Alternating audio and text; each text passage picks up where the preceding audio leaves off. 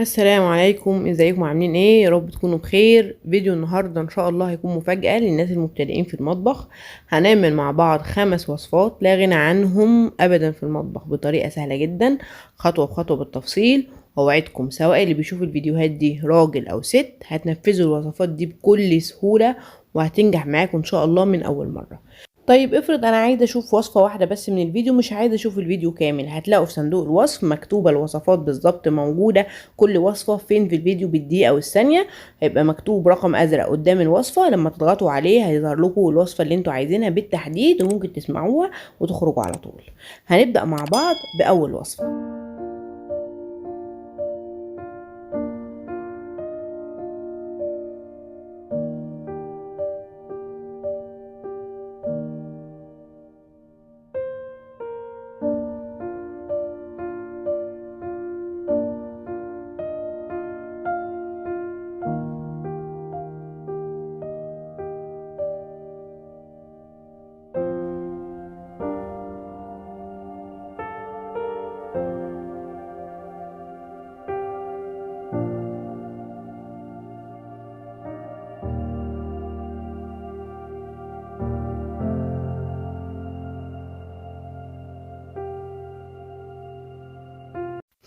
عندي فرخة مقطعاها وغسلاها كويس جدا جدا بليمون وخل وملح. ممكن لو هي زفرة اكتر ممكن اغسلها بطحينة، برضو الطحينة بتبقى حلوة جدا وبتشيل اي زفارة من الفرخة تماما.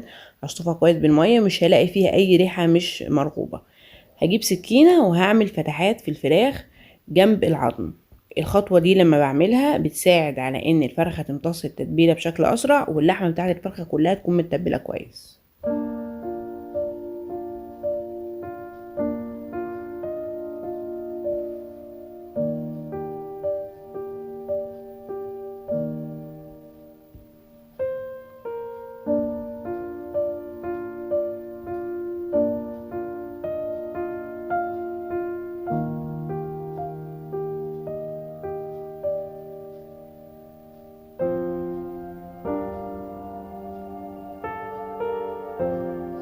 هنا معايا بصلاية وطماطماية يكونوا كبار، فرماهم كويس على الكبة او بشرهم بالمبشرة ناعم زي ما انتم شايفين كده.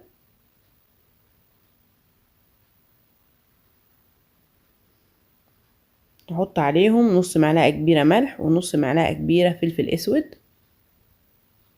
وربع كوباية زيت.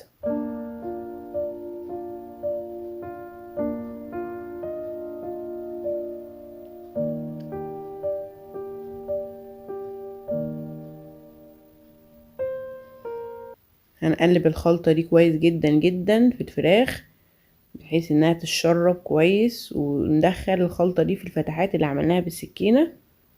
الخلطة دي جميلة جدا وبطعم، بتدي طعم لذيذ جدا جدا للفراخ.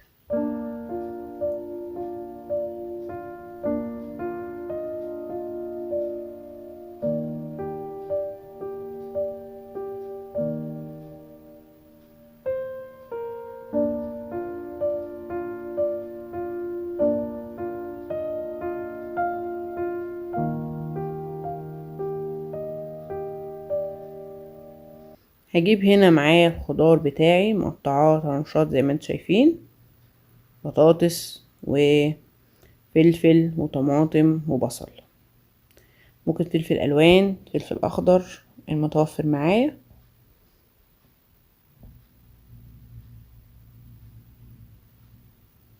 هتبل بزيت زيتون، معلقتين كبار زيت زيتون.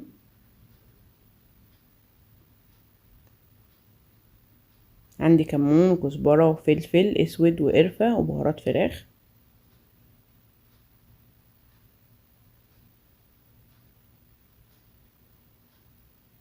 واخيرا مرقة فراخ لو متوفر، لو موجود بودر يكون افضل من القطعة واحدة دي.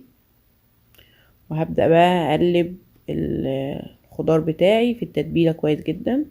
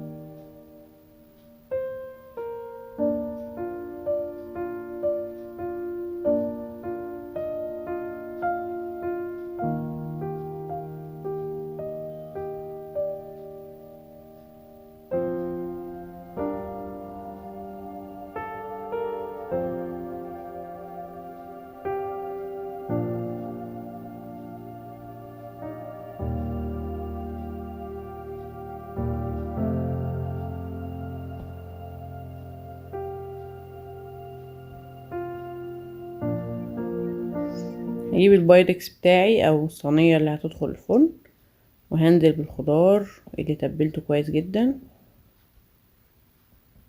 وهوزعه في الصينية.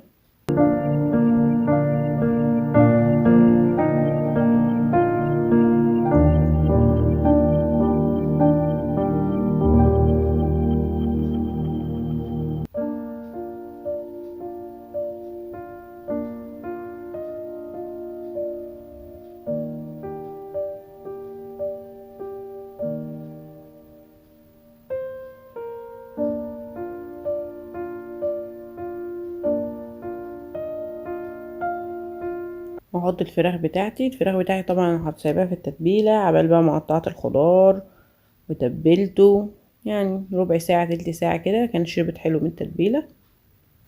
قبل ما احط الخضار في الصينيه والفراخ هكون مولعه الفرن على درجه حراره عاليه 200 او 230، واحط الفراخ في الرف في النص. الاول هغطيها طبعا بورق فويل علشان الخضار ينزل الميه بتاعته ويبدا يستوي، والفراخ كمان تستوي كويس.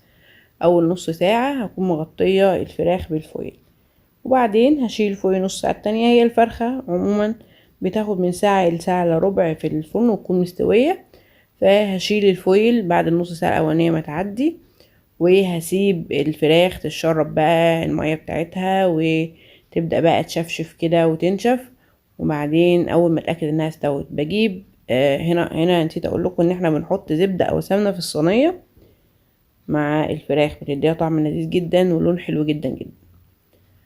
فنشيل دايما اتفقنا الفويل، وبعد ما الفرخة تستوي والبطاطس تستوي اتأكد طبعا انها استوت بان انا احط معلقة في البطاطس والاقيها انها مستوية، والفراخ نفس الكلام. هولع الجريل من فوق واخليها تاخد لون حلو جدا من فوق، واول ما تاخد لون من فوق هطفي طبعا واطلعها على طول.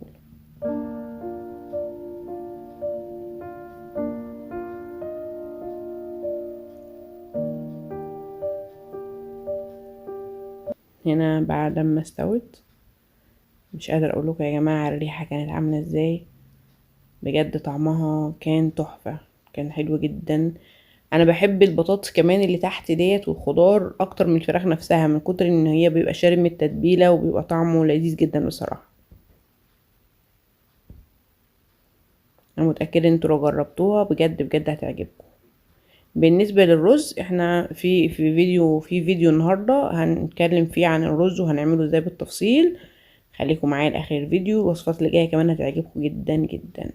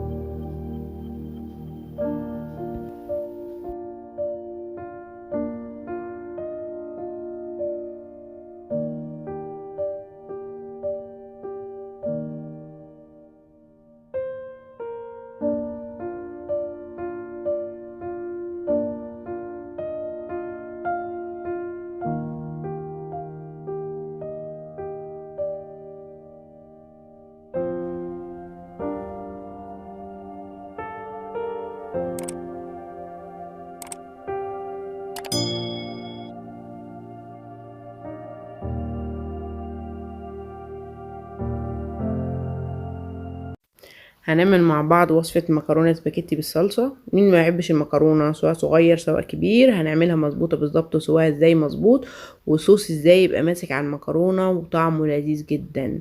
عندي هنا كيلو طماطم مقطعاها مكعبات زي ما انتم شايفين، ومعاها قرن فلفل احمر الوان لو متوفر يعني، وعندي هنا معلقتين كبار من صلصة الطماطم، وهزود هنا كوباية مية. كل ده في الخلاط معايا، وهضرب الكمية دي لنص كيلو مكرونة.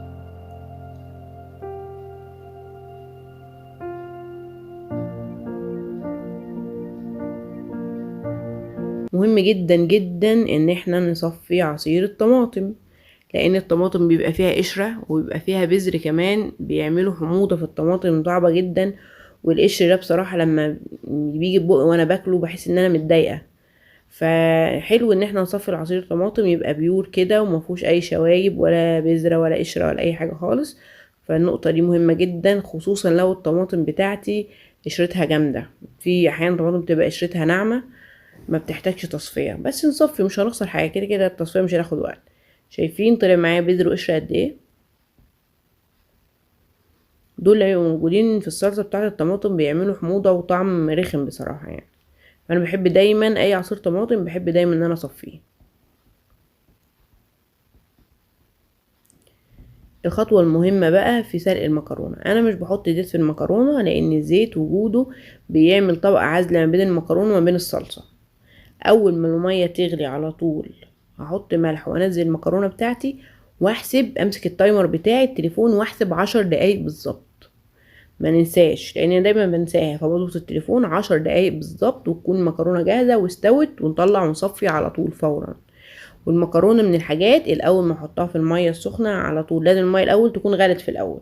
تمام. واول ما احطها على طول لازم اقلبها كويس جدا، لان لو حطيتها من غير ما اقلبها هتبقى عجينة كلها تلزق في بعض. فاتاكد ان انا اول ما حطيت المكرونه قلبتها كويس جدا، الميه غلت طبعا الاول، وحطيت ملح وحطها واقلبها حلو جدا، واحسب بالظبط 10 دقايق هتكون المكرونه عندي جاهزه ان شاء الله. احط المكرونه على النار وفي نفس الوقت انا بعمل طبعا جنبها الصلصه.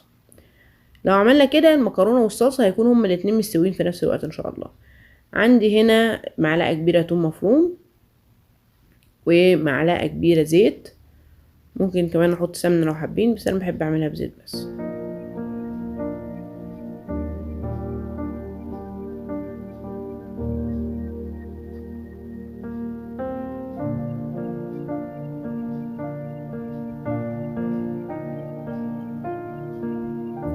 اول ما اللون يبقى دهبي بالشكل ده هنزل على طول بصلصة الطماطم، عصير الطماطم اللي احنا صفيناه، وهقلب كويس. خلي بالنا التوم لو لونه غمق شوية عن اللون ده هيبقى مر في الصلصة جدا، فناخد بالنا اول ما يبقى دهبي كده على طول اكون مجهزة عصير الطماطم جنبي واحطه على طول على التوم. طبعا حاطة الصلصة بتاعتي وحاطة الفلفل كمان فبيديها لون احمر حلو جدا. هنا حطيت ملح وفلفل اسود ومكعب مرق دجاج لو متوفر برضو بيديها طعم لذيذ جدا. واول ما تغلي كده هحط معلقه، نص معلقه صغيره سكر، ومعلقه كبيره كمون، ومعلقه كبيره كزبره ناشفه. هنا بعد ما المكرونه، بعد ما عدى 10 دقايق بالظبط على المكرونه وصفيتها من غير غسيل طبعا، مش بغسلها علشان الصوص يمسك فيها يعني، مش بحط لها زيت وكمان مش بغسلها. حطيتها هنا على الصلصه، الصلصه كانت غلت اللون اللي انتوا كنتوا شايفينه في الفيديو ده. خلاص كده هحط بقى هنا المكرونه وهقلب واوطي خالص واغطي. الصلصه بيبقى فيها نسبه ميه خفيفه فتشرب المكرونه، لان المكرونه انا مسويها 3/4 سوا زي ما اتفقنا. هتشرب بقى المكرونه هنا الصوص بتاعي وهتمسك فيها، تبقى المكرونه بجد طعمها لذيذ جدا والصوص هيبقى ماسك فيها حلو جدا جدا. كل ما اقلب والاقي ان لسه في ميه في الصلصه اقلبها واغطيها وانا موطيه واسيبها تتشرب. هنا وصلنا المرحله دي كده مفيش اي صوص صلصه خالص تحت اهو، نشفت الصلصه من طبعا مش نشفت لدرجه انها اتحرقت يعني، المكرونه شربت كل الصلصه وكده المكرونه بتاعتي استوت. نركز في الخطوات يا جماعه، ما حطيتش ملح، ما حطيتش قصدي زيت، ما غسلتش المكرونه بعد ما استوت، نزلت بيها على الصلصه على طول. بقى سبت المكرونه على النار ربع ساعه مثلا او اكتر وانا موطيه خالص وبقلبها كل شويه، واتاكدت المكرونه شربت صوص الصلصه كله. الطريقه دي حبيت اقولها لكم اللي ما يعرفهاش. طبعا المكرونه من الباكيت مش بنكسرها، دي طريقه سهله جدا للاكل، ان انا بستخدم المعلقه والشوكه مع بعض، اسهل بكتير جدا في ان انا اكل. ممكن كمان اعلمها للاطفال لو بيبهدلوا الدنيا يعني. طريقه سهله جدا في الاكل ولذيذه جدا جدا. المكرونه بتبقى طويله كده بتبقى احلى بكتير بصراحه. متاكده لو جربتوها بالطريقه دي هتعجبكم جدا وهتعتمدوها.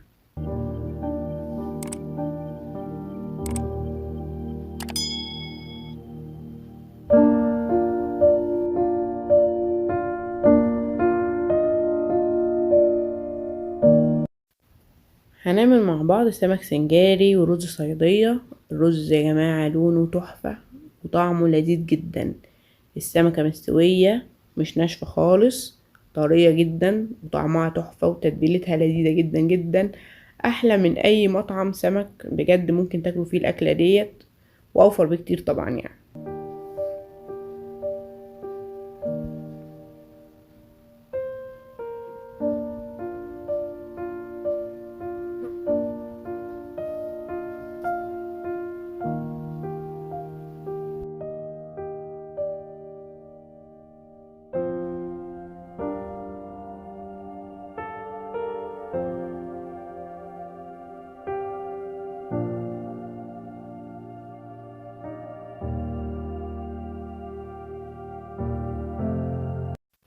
عندي المكونات: حباية جزر كبيرة مبشورة ناعم،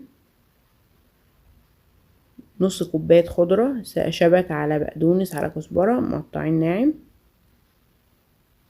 حباية طماطم كبيرة مقطعة مكعبات، هنا قرن فلفل رومي مقطع مكعبات برضو،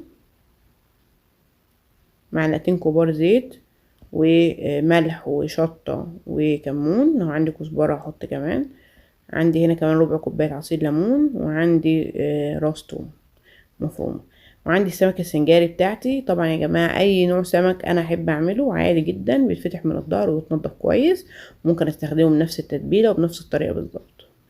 حطيت هنا بقى في بولة، حطيت الليمون عصير الليمون والتوابل اللي عندي، ملح كمون وشطة، لو ما بحب الشطة ممكن استغنى عنها، بس ممكن احط نص معلقة صغيرة مش هتبان اوي في الطعم، وكزبرة ناشفة لو عندي كمان لان انا مكانش متوفر عندي في الفيديو، معلقتين كبار زيت، وراس الثوم مفروم.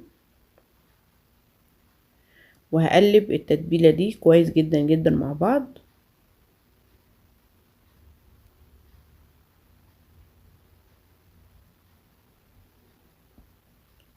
وهاخد منها بالظبط 3 معالق كبار، احطهم في طبق كده على جنب.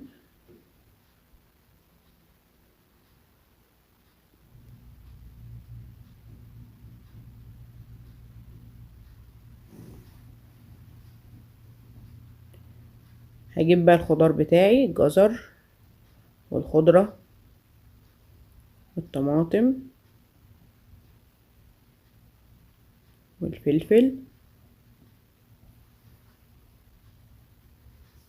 وهقلب الخضار ده كويس جدا جدا مع بعض مع التتبيلة اللي انا سايباها في الطبق.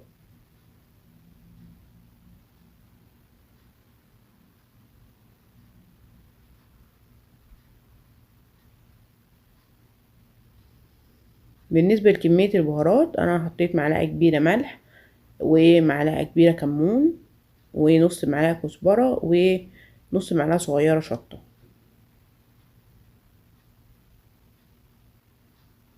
هجيب هنا الصاج بتاع الفرن، او لو عندي صينية كبيرة سخن الفرن، وهجيب ورق فويل، هحط طبقتين مع بعض ورق فويل عشان ما يتقطعش مني وانا بحط عليه السمك. وهجيب السمكة بتاعتي، السمكة دي نوعها اسمه قاروص، زي ما اتفقنا ممكن استخدم اي نوع سمك بيتفتح سنجاري، بنقول للراجل اللي بينضف السمك افتحوا لنا سنجاري، وممكن نستخدمه عادي جدا بنفس الطريقة بالظبط. هي هيختلف بس وقت السوا، لو سمكة اصغر بتاخد وقت اقل في الفرن. السمكة بتاعتي اهي. طبعا يا جماعة السمك بغسله كويس جدا جدا بليمون وملح، واتاكد ان ريحته ما فيهاش اي زفاره خالص. انا بستخدم هنا فرشه اسنان جديده جايباها وبنضف بيها السمك بس، لان الجزء اللي عند سلسله العظم بتاع السمكه ديت بيبقى فيه دم كتير جدا وصعب اطلعه بايديا، فالفرشه دي بتبقى سهل جدا جدا بستخدمها في انها بتغسل السمك، جميله جدا يا جماعه، انا جربتها بجد منجزه جدا جدا. هجيب هنا منديل وهنشف اي ميه موجوده في السمكه كويس عشان التتبيله اللي بحطها تمسك كويس في السمكه.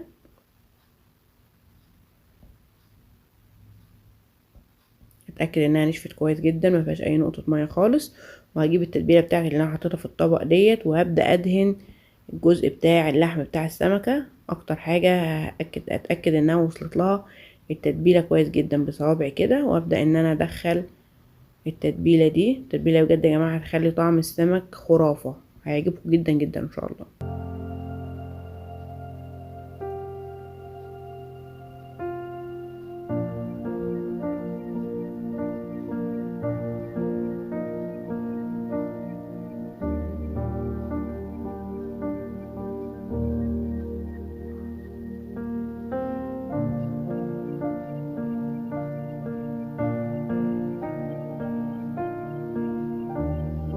بعد ما ركزنا على الجزء اللي فيه لحمة اكتر من السمكة وتبلنا حلو جدا بالتتبيلة دي، هنجيب بقى الخضار بتاعي برضو بيدي طعم جميل جدا جدا للسمكة، وهبدأ اوزع الخضار على كل اجزاء السمكة كويس جدا. هسيب السمكة قبل ما ادخلها الفرن ربع ساعة مثلا، اتأكد انها شربت من التتبيلة كويس. الخضار برضو بتاعي تبلها حلو قبل ما ادخلها الفرن. بكون مولعة الفرن بتاعي على درجة حرارة 180. السمك في العادي ما بياخدش وقت في السوا، من ربع لتلت ساعة يكون السمك استوى. اعرف ازاي بقى ان السمكة استوت؟ لما ابص والاقي اللحم بتاعها مفيهوش اي مية خالص، مفيهوش اي سوائل، كده اعرف ان السمكة بدأت تستوي. ممكن كمان اختبرها بسكينة او بمعلقة، ان انا ادخلها كده واتاكد ان اللحم بتاعت السمك ما نزلتش اي ميه خالص منها، كده اعرف انها استوت. ما كترش يا جماعه، لان السمكه لو قعدت وقت اطول من يعني تكون استوت وقعدها كمان في الفرن، للاسف الزيوت اللي فيها كلها بتنشف وبيبقى طعمها مش ظريف خالص. فاول ما تستوي على طول اتاكد انها استوت، افتح الجريل تاخد لون من فوق، اطلعها فورا. تمام، لان بيبقى الزيوت اللي موجوده في اللحمه بتاعت السمك موجوده، وبتخلي طعمها لذيذ جدا جدا، غير لو اديتها وقت اطول ونشفت.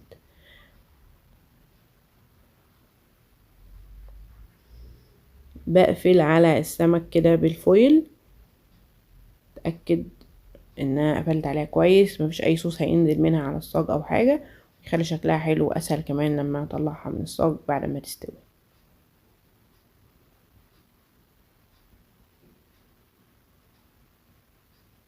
هنعمل بقى مع بعض الرز الصياديه. عندي هنا كوبايتين رز، وعندي بصلايه كبيره مبشوره ناعم، لازم مبشوره او مضروبه في الكبه ناعم جدا، وعندي معلقه كبيره سكر، ونص معلقه كبيره ملح، ونص معلقه كبيره كمون. عندي هنا زيت، حطيت 3 معالق زيت كبار، وهستنى لما الزيت يسخن وهنزل بالبصل بتاعي. وفي العادي الشخص الواحد بيكفيه نص كوباية رز مع باقي الأكل يعني.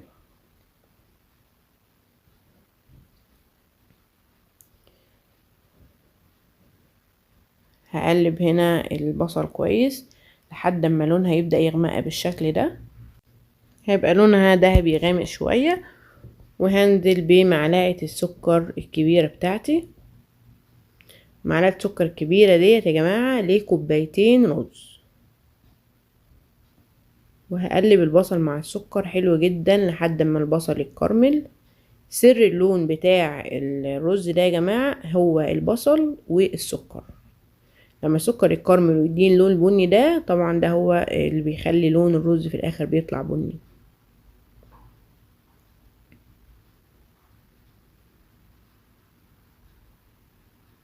اول ما اوصل للدرجه دي بني فاتح شويه، ما خليش طبعا البصل يتحرق، لانه لو اتحرق هيبقى مر جدا جدا يعني. فاول ما اوصل للمرحله دي هكون طبعا مسخنه ميه بتغلي، لكل كوبايه رز كوبايه ميه. فانا حطيت كوبايتين رز، هحط كوبايتين ميه.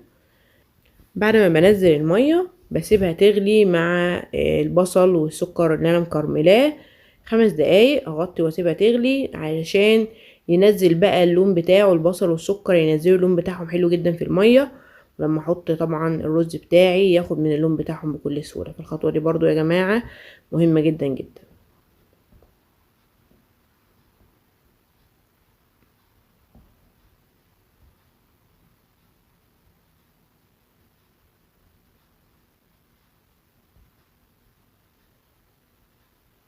بعد ما غلت 5 دقايق هنزل الرز بتاعي اللي انا غسلاه ومصفياه كويس جدا جدا. دول كوبايتين رز، حطهم عليهم بقى الملح والكمون بتوعي. في انواع رز مش رز مصري، بيبقى الناس اللي هي عايشة برا مصر بيبقى موجود بياخد مية اكتر من الرز المصري، فممكن ازود كمان ربع كوباية بالتدريج يعني عشان ما يعجنش معايا. لو دقت الرز بعد 10 دقايق ولقيت لسه ما استواش ولسه بخار المية مش موجود وخلاص، فهبدأ ان انا ازود مثلا ربع كوباية مية سخنة بتغلي برضو علشان اتأكد ان الرز استوى معايا. انا هنا زودت لان الرز بتاعي بيشرب مية كتير، بس الرز المصري يا جماعة بحط كوباية مية لكل كوباية رز. اول ما الرز يتشرب معايا بالمنظر ده هقلب كويس جدا، وهوطي خالص على اوطى درجة، واسيبه يستوي براحته خالص. لو عندي بقى الشياطة دي بحطها، بتساعد على ان الرز يستوي، وبتساعد على انه ما بيتحرقش من تحت، وكل الرز عندي بيبقى مستوي بنفس الدرجة بالظبط.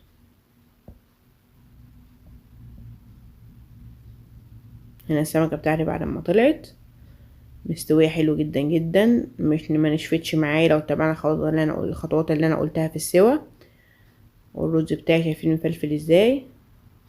زي ما اتفقنا الرز لو بيشرب مية اكتر، مش رز مصري، هزود ربع كوباية خفيفة كده. لو اتأكدت ان مفيش بخار مية طالع خالص والرز ما استواش لسه، هزود ربع كوباية مية رشة كده بسيطة، تكون مية بتغلي برضو علشان الرز بتاعي ما يعجنش.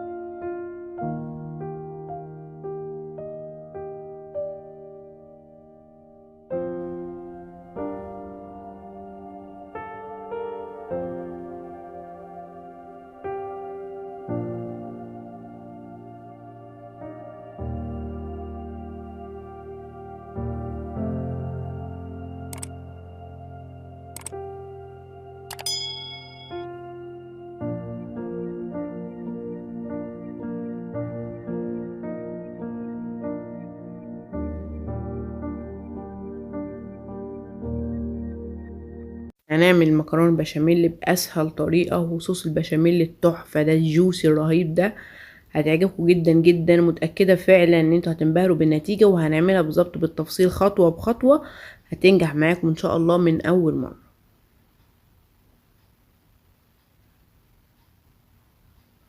هجيب طاسه على النار، احط فيها معلقتين كبار زيت، واستنى لما تسخن كويس، وانزل باللحمه المفرومه بتاعتي.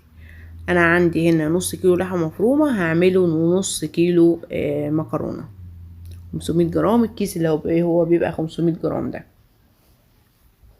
بعد ما نزلت اللحمه هقلبها كويس، هفتتها من بعض كده واقلبها كويس عشان تاخد صدمه.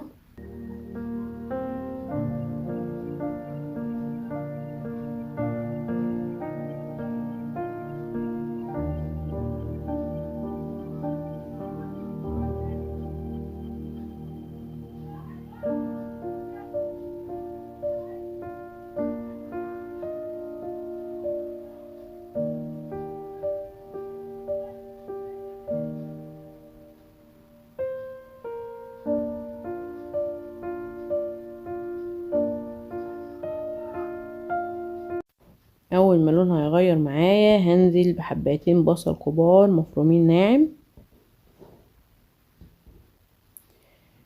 لو هنفرم البصل لو بيقعد شويه مش هنستعمله على طول في الاكل، بنرش عليه يا جماعه رشه فلفل اسود، ده هيخلي ريحه البصل ما تبقاش قويه او نفاذه وتطلع كده.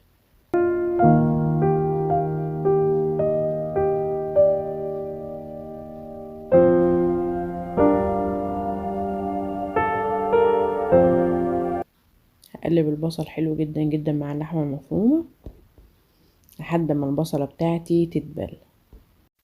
وهنزل بقى بعصير الطماطم، نص كوبايه عصير طماطم بيفرق معايا جدا جدا في الطعم. ممكن لو مش حابه اعصر طماطم احط معلقتين كبار صلصه. البهارات معايا هنا ملح وفلفل وكمون وبابريكا وبهارات لحمه والسبع بهارات.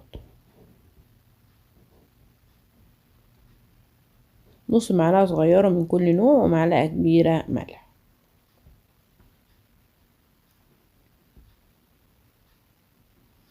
لحد ما تتعصج اللحمه. اول ما نوصل للمستوى ده تبقى خلاص كده اللحمه اتعصجت معايا والطماطم اتسبكت وكده بقت جاهزه معايا. احط بقى المكرونه عندي. اول ما الميه تغلي هنزل بالملح، مش بحط زيت على المكرونه يا جماعه زي ما اتفقنا. وهنزل بنص كيلو مكرونه. اول ما بنزل كده بقلب فورا على طول عشان المكرونه ما تلزقش معايا زي ما اتفقنا قبل كده. والمكرونه بالظبط بتاخد 10 دقايق بالظبط على النار عشان تطلع ايدنتي وتطلع حلوة متطلعش معجنة معايا. بقلب على طول، طول ما انا موجودة في المطبخ بقلب، كل 3-4 دقايق بقلب المكرونة. شايفين بعد ما استوت معايا شكلها حلو جدا جدا، مستوية حلو من غير ما تعجن ولا اي حاجة، بعد من 10 دقايق بالظبط زي ما اتفقنا. هنا لو البشاميل جاهز معايا بحط البشاميل على المكرونة على طول وابدأ ان انا احضر المكرونة. لو البشاميل مش جاهز بضطر ان انا اغسلها بمية باردة علشان ما تعجنش معايا طبعا، لانه للاسف لو سبتها كده من غير ما اغسلها هتعجن طبعا، المكرونه كلها هتمسك في بعضها. فهغسلها بميه بارده واركنها على جنب لحد ما احضر بشاميل. هنا حطيت 3 معالق زبده كبار ومعلقه سمنه كبيره، ممكن احط زبده بس، ممكن احط سمنه بس، ممكن كمان اعمله بزيت لو حابين. اي ماده دهنيه معايا 4 معالق كبار مع 4 معالق كبار دقيق. المقادير دي لنص كيلو لحمه ونص كيلو مكرونه. هقلب بقى هنا الدقيق مع المادة الدهنية. شايفين سمك الدقيق مع المادة الدهنية يا جماعة؟ لو حسيت ان الدقيق تخين شوية هزود مادة دهنية، لو حسيت ان المادة الدهنية زيادة شوية هزود دقيق. حاول اوصل للقوام اللي انتوا شايفين في الفيديو ده. هنزل هنا مكعب مرق الدجاج عشان يسيح مع الدقيق والسمنة. لو انا عندي شوربة بقى ممكن ازود بيها البشاميل هستغنى عن مكعب مرقة الدجاج ده، بس انا ما عنديش شوربة فحطيت المكعب ده لان هزود بمية في الاخر. ونخلي بالنا برضو يا جماعة من نقطة مهمة، مكعب المرقة ده بيبقى فيه ملح، كمية ملح كبيرة. فلو حطيت مكعب المرقة ده في اي نوع من انواع الاكل لازم ادوقه الاول واتأكد من الملح بتاعه، علشان زي ما قلنا بيملح الاكل، فاخد بالي من النقطة دي. اول ما لون الدقيق يبدأ يغير معايا ويغلي زي ما احنا شايفين كده هنزل بلتر لبن.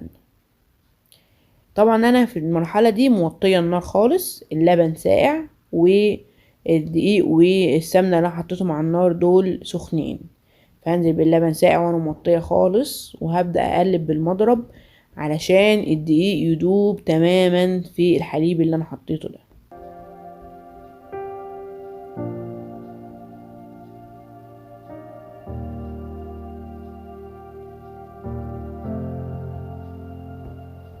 كل ده وانا لسه موطية، اتأكد ان الدقيق داب كويس جدا جدا في الحليب. وهجيب بقى يا جماعة معايا هنا علبة قشطة 170 جرام. ممكن محطش قشطة، ممكن احط كريمة لباني، ممكن احط جبنة كوبايات، ممكن احط جبنة مثلثات، ممكن محطش خالص، يعني ممكن استغنى خالص عن الخطوة دي. بس يا جماعة الخطوة دي بتخلي البشاميل يكون كريمي جدا ولذيذ. فاحنا قلنا اهو كل البدايل، لو مش متوفر اي حاجة من الحاجات دي ممكن ما نحطش اي حاجة خالص.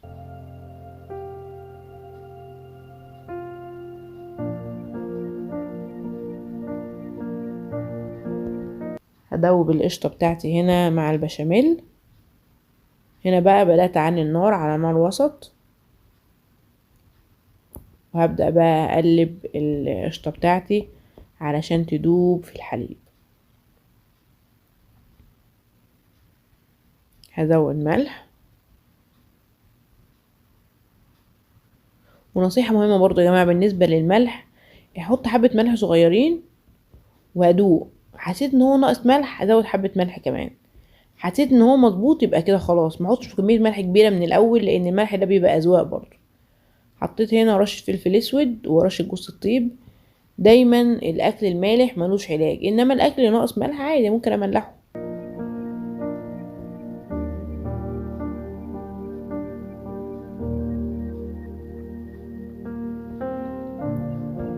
قلبت كويس جدا البشاميل لحد ما غلى معايا بالشكل ده. في المرحلة دي طبعا البشاميل تقل معايا فهبدأ ازود كوباية مية. لو متوفر معايا شوربة هستغنى عن مكعب المرق واحط كوباية شوربة.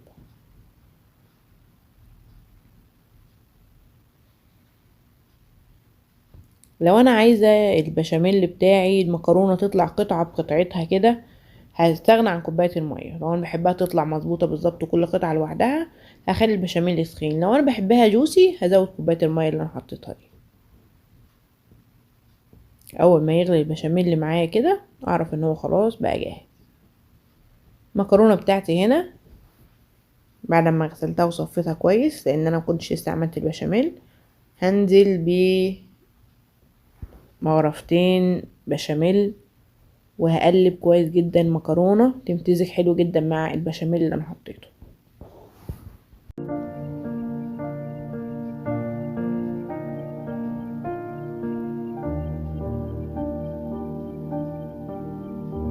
هجيب البايركس بتاعي او الصينية وهحط طبقة بشاميل الاول.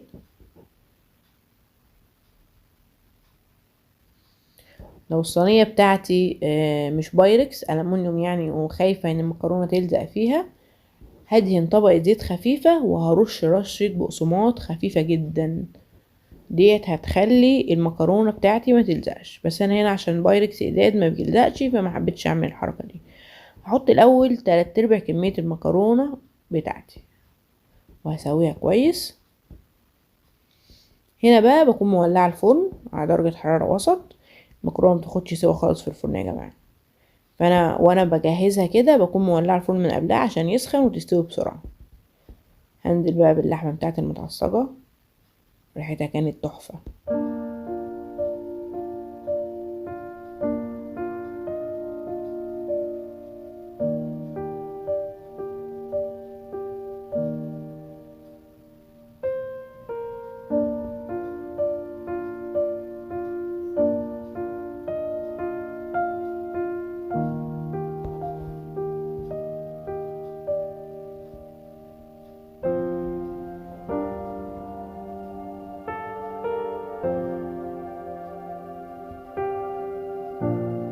وهنزل بقى بطبقة المكرونة اللي فاضلة.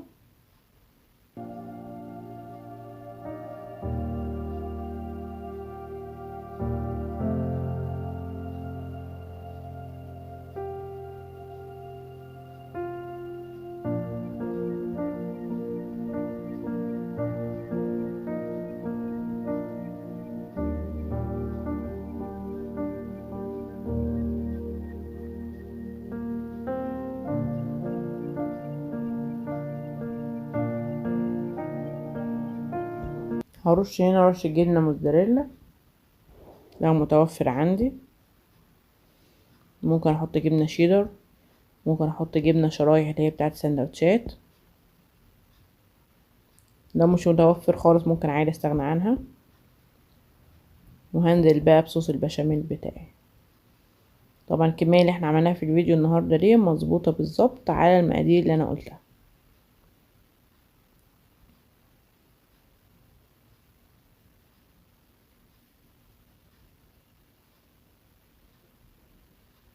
هساوي البشاميل كويس جدا، احاول ان اغطي كل المكرونة اللي عندي. لو في اي حاجة من البشاميل طلعت على حرف الصينية همسحها علشان بتسود ويبقى شكلها مش حلو. واخر حاجة هرش رشة موزاريلا تساعد ان المكرونة تحمر اسرع ويبقى شكلها حلو. وزي ما اتفقنا ممكن عادي جدا استغنى عن الخطوة دي وبرضه هتلون وهيبقى شكلها حلو جدا. الناس اللي بتحب البيض بتحب تحط بيض على وش المكرونة، ممكن نخلي معلقتين بشاميل في الاخر بس اتاكد ان هما مش سخنين قوي، واكسر عليهم بيضة وعلى شوية فلفل اسود وملح واغطي بيهم وش المكرونة هيبقى حلو جدا جدا برضه. طبعا يا جماعة زي ما اتفقنا السوا درجة حرارة متوسطة. وهحط المكرونة على الصاجر في النص. اول ما احس انها غلت من الجناب هولع عليها الجريل فورا، لان هي لو طولت في الفرن للاسف بتنشف. فاول ما تبدا تبقبق كده من الجناب هولع عليها الجريل تحمر من فوق واطلعها على طول. انا سبتها هنا برد شويه صغيرين عشان اعرف اقطعها. مش قادره اقول لكم بقى يا جماعه على الريحه، وصوص البشاميل جوسي وتحفه حلوه جدا جدا ومظبوطه بالظبط.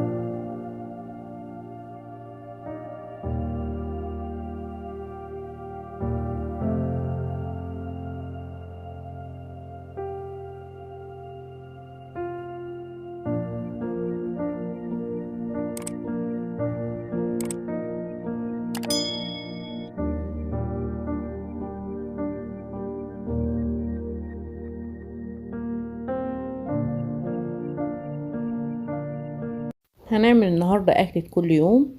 ازاي نعمل رز مظبوط بالظبط، ازاي نسلق الفراخ او اللحمة، ازاي نعمل اي نوع من انواع الخضار ويطلع معانا مظبوط ولونه تحفة ومسبك وجميل كده وطعمه لذيذ جدا. اول حاجة حط حلة مية على النار، حط فيها مية، لما تغلي المية حط فيها بصل وطماطم وجزر، ولو عندي كرفس ممكن احط كمان، واحط فيه معاه ملح وفلفل اسود صحيح وحبهان وورق لورا. الفلفل الاسود الصحيح ده لما بحطه بيدي طعم حلو جدا للشوربة ومش بيغير لونها، فهيخلي لون الشوربة جميل وهيدي طعمه في نفس الوقت.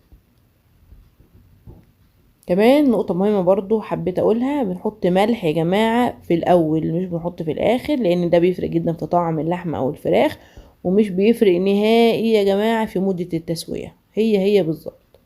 هنزل بالفراخ بتاعتي غسلها كويس جدا جدا ومنضفاها. لو حاسه انها ريحتها مش حلوه مش ظريفه بطلع هنا يا جماعه الجزء اللي عند الورك ده، لازم الحته الحمراء دي تنضف كويس جدا جدا لان هي بتعمل زفاره مش كويسه خالص في الفراخ. لو حسيت ان الفراخ ريحتها مش حلوه بغسلها بطحينه واشطفها حلو جدا جدا، بتشيل اي ريحه زفاره فيها نهائي. بعد ما حطيت الفراخ، اول ما الميه تغلي الشوربه تغلي بوطي عليها وبسيبها تستوي براحتها. شايفين لون الشوربه تحفه ازاي وريحتها جميله جدا. اتاكد بقى ازاي ان الفراخ استوت معايا، بطلع اي جزء من الفرخه بحط كده على طبق وهدخل ظهر المعلقه فيه، لو دخل بسهوله معايا زي ما انتم شايفين كده يبقى كده الفراخ استوت. ونفس الطريقه في اللحم، طبعا اللحم بتاخد وقت في السوا اطول جدا من الفراخ، فبوطي عليها خالص وبسيبها براحتها تستوي براحتها جدا يعني. ولو الميه بتاعتها قلت بكون مجهزه ميه مغليه جنبي، لازم ازود بميه مغليه يا جماعه، وازود الشوربه لو الشوربه بتاعتها نقصت. طبعا برضو نقطة مهمة، لو الفراخ واللحمة بتوعي استووا ما ينفعش ان انا اسيبهم في الشوربة، لان هما كده الشوربة بتخليهم يستوي زيادة لانها بتبقى سخنة. حتى لو طفيت بيفضل برضو الحرارة اللي في الشوربة ممكن تسوي الفراخ او اللحمة بزيادة، ممكن يتهروا معايا. فاول ما يستووا على طول بطلعهم من الشوربة.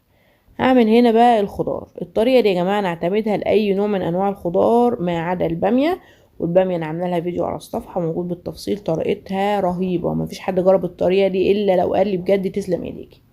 حط هنا معلقة كبيرة من الزيت ومعلقة كبيرة من الزبدة، ممكن نستخدم سمنة كمان، ممكن نستخدم زيت بس. واحط هنا بصلة متوسطة مقطعاها مكعبات صغيرة. ناخد بالنا ان انا مقطعه البصله مكعبات مش بشراها ومش فرماها في الكبه، لان البصله لما تبقى متقطعه مكعبات كده بتبقى مسكره وبتخلي طعم الخضار معايا مسكر، فدي نقطه مهمه جدا ناخد بالنا منها.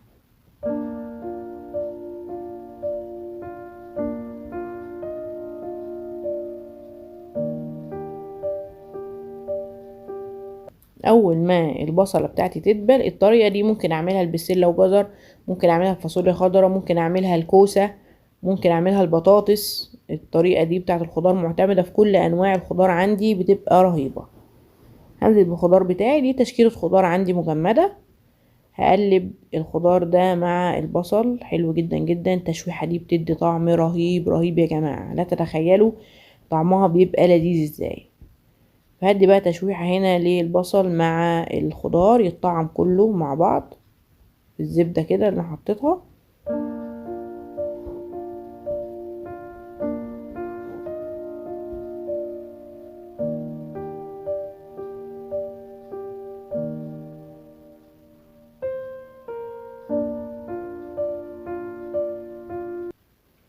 هنزل بقى بالتوابل، ملح وفلفل وقرفة، نص معلقة صغيرة فلفل اسود، وربع معلقة صغيرة قرفة، ومعلقة صغيرة ملح. وزي ما اتفقنا بندوق الملح ونشوف لو مظبوط تمام، لو مش مظبوط بزود خفيف جدا جدا عشان الاكل ما يبقاش مالح معايا.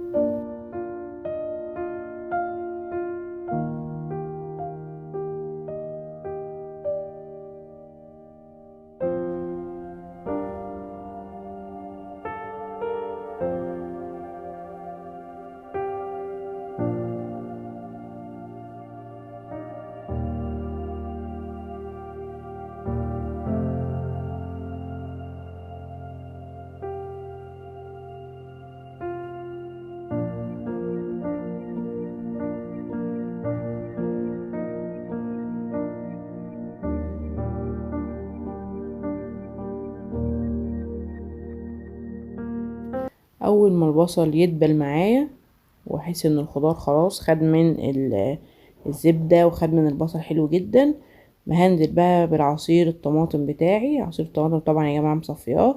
الطماطم لو خضرة معايا مش حمرا قوي بحط لها صلصة، معلقة كبيرة صلصة وانا بضربها في الخلاط. شايفين نسبة الطماطم لنسبة الخضار عاملة ازاي، على حسب بقى الكميات اللي احنا هنعملها. هسيب بقى الخضار بتاعي يستوي على النار، وهبدأ مع بعض نعمل الرز.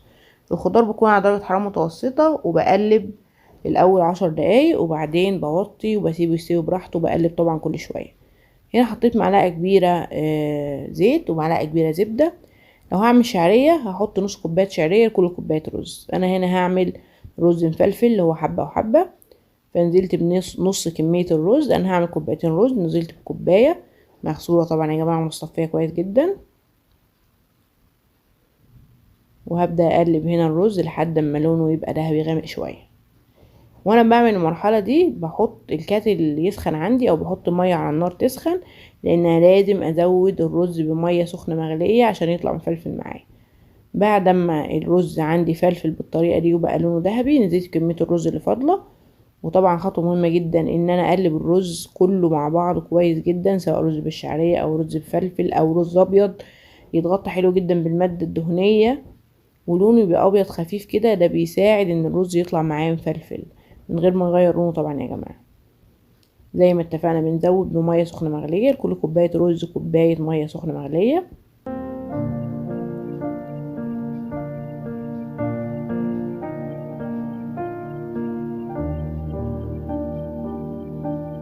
بالنسبة للخضار اتأكد ازاي ان هو استوى.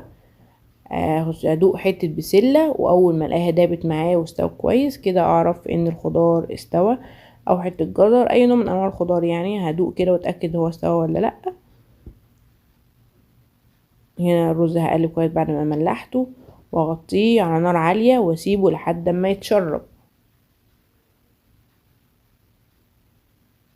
اول ما يتشرب معايا بالشكل ده هوطي على الاخر اوطي درجة معايا. وكمان زي ما قلنا بستخدم لو عندي شياطة بستخدمها بتساهم في ان الرز بتاعي بيستوي كله مظبوط، كله بنفس الطريقة. ما بيبقاش عندي تحت رز محروق، بيبقى كله مع بعضه مستوي حلو جدا جدا.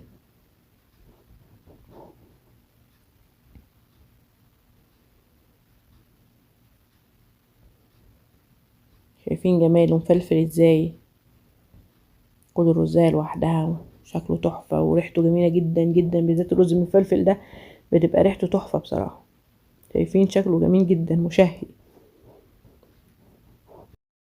هنا بقى هحمر الفراخ بطريقة كده بتخليها كريسبي زي الفراخ البروستد زي كنتاكي. ممكن تحبب الاطفال اللي ما بيحبوش ياكلوا الفراخ، الطريقة دي هتخليهم يحبوها جدا جدا. هجيب هنا 3 معالق كبار بقسماط، وعندي كمان في تتبيلة بتتباع عند العطار دي الفراخ المقرمشة، بيبقى لونها اصفر زي ما انتم شايفين كده. احط منها كمان 3 معالق، لو مش متوفرة عادي ممكن استغنى عنها. ممكن في بديل ليها اللي هي التتبيله المقرمشه ديت، فدي بديل ليها بيتباع في سوبر ماركت. خلطه الفراخ الكريسبي المقرمشه دايما شايفينها هي دي. ممكن نجيبها حار او ممكن نجيبها بارد، انا بستخدمها برضو. ممكن نستخدم نوعين بس، او ممكن نستخدم 3 انواع زي ما انا حاطه كده. بحط الكيس كله، واحط هنا ملح وفلفل وبهارات فراخ، معلقة كبيرة بهارات فراخ ونص معلقة فلفل ونص معلقة ملح.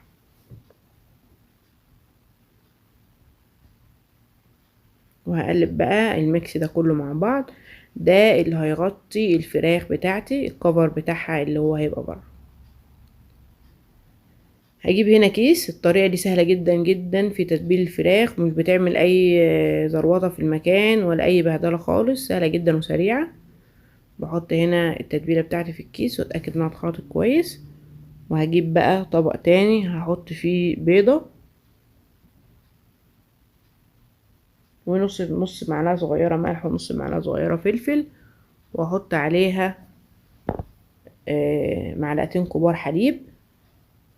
وهقلب الحليب مع البيضة كويس جدا. الحليب ده بيمنع الزفارة ويخلي البيضة سهل توزيعها على الفراخ، ما تبقاش متكتلة كده.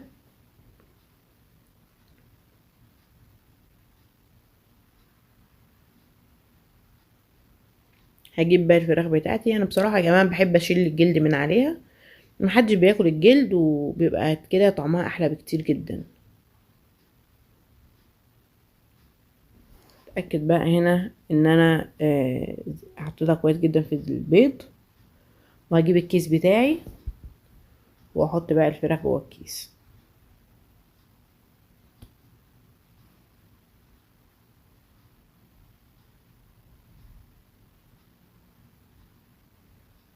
زي ما انتم شايفين ايديا نظيفة، وهتفضل نظيفة لحد الاخر. حطيت بقى هنا الفرخة في الكيس زي ما انتم شايفين، بقفل عليها جامد بايديا كده عشان اتاكد ان كل التتبيلة مسكت فيها كويس جدا. هطلعها بقى، ده شكلها بعد ما طلعت. هنخلص هنعمل كمية الفراخ كلها بنفس الطريقة دي بالظبط.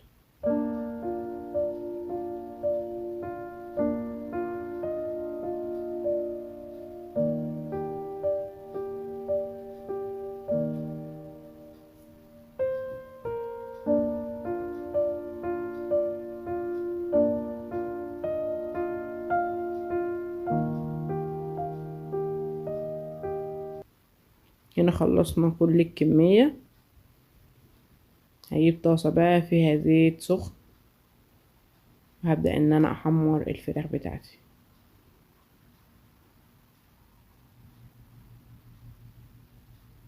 لازم الزيت يكون سخن، لان الزيت لو بارد الفراخ هتشرب كمية كبيرة جدا من الزيت قبل ما لونها يبقى ذهبي.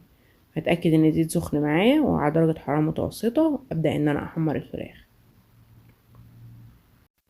اخد بالي ان لونها بيغير بسرعة جدا جدا، خلي لونها ذهبي كده، ما تغمقش اكتر من كده.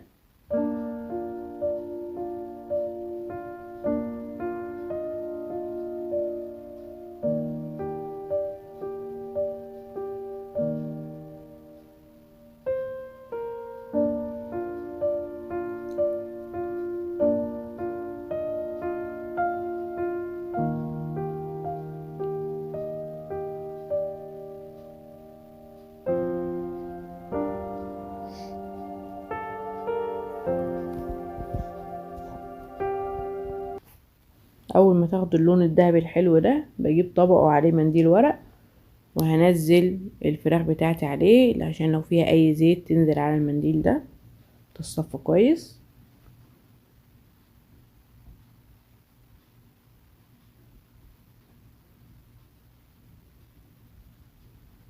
اغرب بقى الرز بتاعي. الطريقة دي جميلة جدا وشيك في الغرف.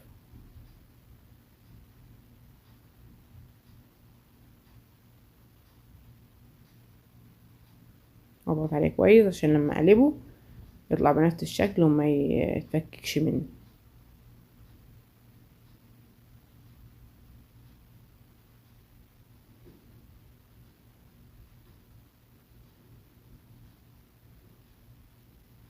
يا جماعه نسيت اقول لكم ان انا الخضار بتاعي زودته كوبايتين شوربه من شوربه الفراخ ديت. زي ما انتم شايفين لونه تحفه وطعمه لذيذ جدا جدا، وفي تسكيره رهيبه، مستوي مظبوط، وبألف هنا وشفا.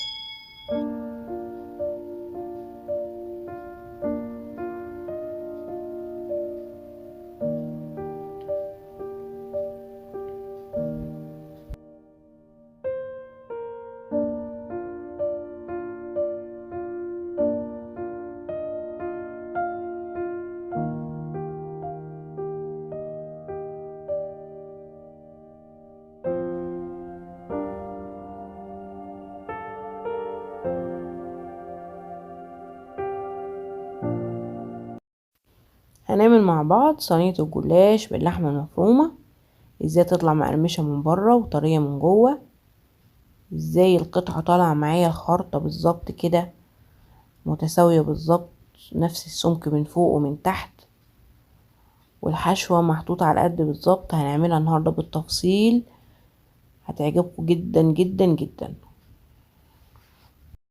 الاول طبعا هعصج اللحمه المفرومه معلقتين كبار زيت، وهنزل بنص كيلو من اللحمه المفرومه. نص كيلو اللحمه يا جماعه بعمل بيه نص لفه جلاش اللي هي نص كيلو 500 جرام. هقلب هنا اللحمه المفرومه في الزيت حلو جدا، هتاخد صدمه معايا، وهفككها كويس جدا بالمعلقه زي ما انتم شايفين كده.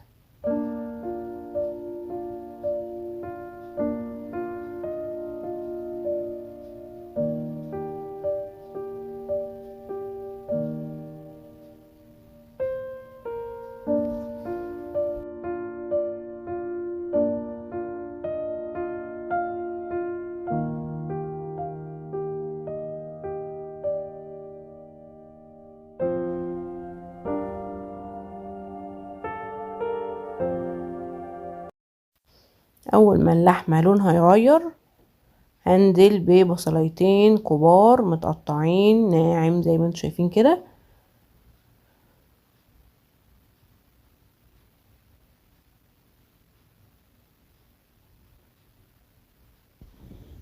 وهقلب كويس البصل مع اللحمه المفرومه.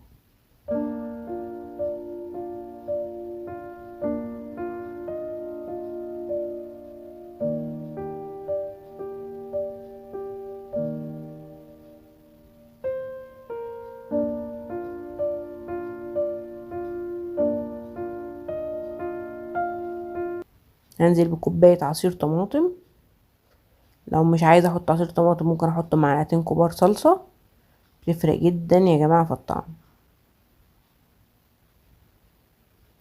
هحط هنا ملح وفلفل وكمون وكزبره وقرفه وبهارات فراخ، قصدي 7 بهارات، 7 بهارات او بهارات لحمه.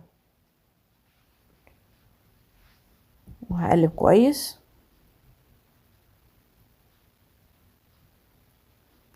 اول ما الطماطم بتاعتي تتسبك بالمنظر ده كده ابقى خلاص اللحمه المفرومه بتاعتي المتعصجه بقت جاهزه للحشو.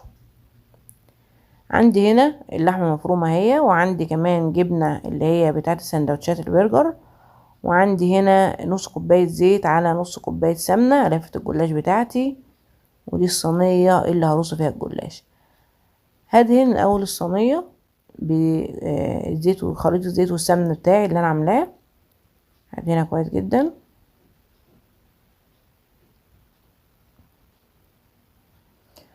وهحط اول لفة جلاش معايا اول ورقة، وادهنها كويس بالخليط بتاعي.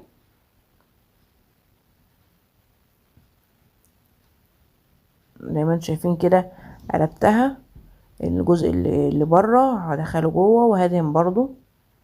هخلي الجلاش معايا طبقات على قد بعض بالظبط.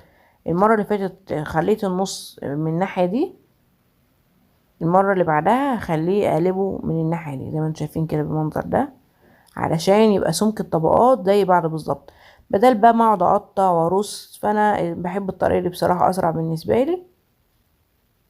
هبدا بقى احط الحشوه بتاعه اللحمه المفرومه بتاعتي واسويها، اتاكد انها متساويه بالظبط في كل الزوايا بتاعه الجلاش. هنا بقى الجبنه بتاعه السندوتشات دي يا جماعه حلوه جدا جدا، سواء شيدر سواء اي نوع، بتبقى لذيذه وبتخلي طعم الجلاش بجد بتنقله نقله تانية خالص. ممكن احط موزاريلا لو ما عنديش الجبنه دي. هبدا بقى هرص باقي طبقات الجلاش. خدت بالكم التكنيك، الجزء اللي بره ده بحطه مره ناحيه اللي بره، وناحيه مره ناحيه اللي جوه، طبقه مره الناحيه دي ومره الناحيه دي، علشان يبقى متساوي الطبقات نفس السمك بالظبط. احط هنا في الاخر اخر طبقه بطبقها لجوه علشان شكلها يبقى حلو، واتاكد طبعا ان الطبقه اللي في الاخر دي مش متقطعه، انها مستويه كويس ما فيهاش اي قطع ولا حاجه، عشان يبقى شكل الجلاش حلو. بعد ما دهنت اخر طبقه معايا هقطع هنا بقى الجلاش قبل ما ادخله الفرن طبعا، لانه لو قطعته بعد ما طلع من الفرن هيتكسر ومش هيقدر يتقطع معايا. هقطع بقى هنا كويس جدا بالسكينه كل الطبقات.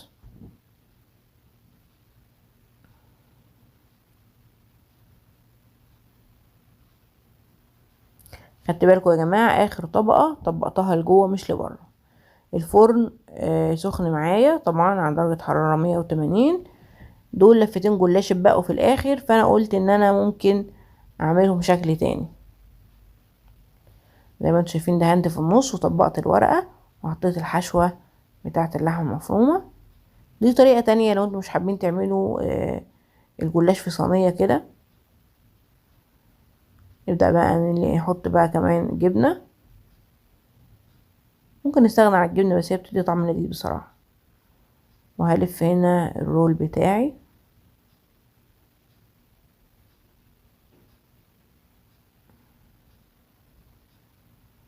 هقطعه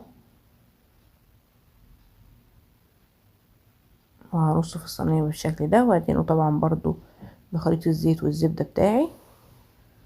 دي طريقة تانية يعني للجلاش باللحمة المفرومة لو حابين. بعد ما دخلت الجلاش بتاعي في الفرن على درجة حرارة وسط، هجهز بقى هنا الميكس اللي هزقيه بيه. عندي هنا بيضة وملح وفلفل وكوباية حليب. هقلب الميكس ده كويس جدا جدا مع بعض، وهتأكد ان البيضة امتزجت حلو جدا جدا مع الحليب.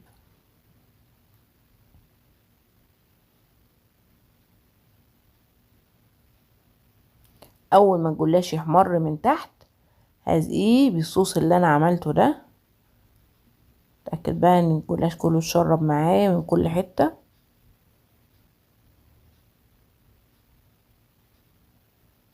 وهزق دول كمان، وهولع الجريل من فوق ياخد لون بعد ما ازقيه على طول. اول ما يبقى لونه دهبي بالمنظر ده هطلعه على طول.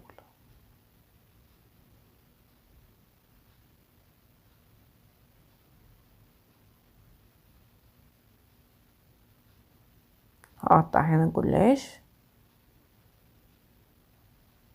هفصل بقى هنا، مش هقطع لان انا مقطعه اصلا من قبل كده، فبفصل بالسكينة الطبقات عشان اعرف اطلعهم من بعض.